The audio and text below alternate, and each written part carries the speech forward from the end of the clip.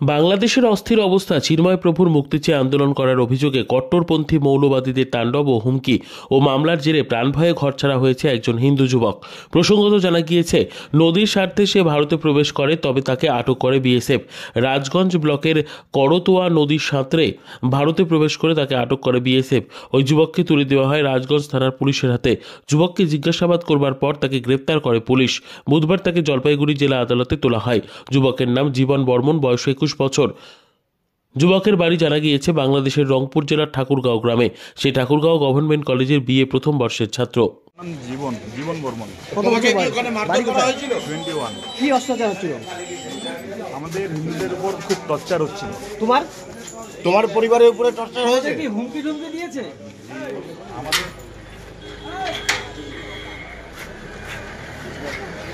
পালালে ভাই কেন আসছো ওই বাসে? অত্যাচার করছিল। আমি একজন সনাতনী, আমাদের হিন্দুদের উপর অনেক টর্চার হচ্ছে, যার কারণে আমি বাংলাদেশ থেকে ইন্ডিয়াতে আসি। তোমার নাম কি? আমার নাম জীবন বর্মন। তোমাকে কি ওখানে মারধর করা হয়েছিল? 21। কি অত্যাচার হচ্ছিল?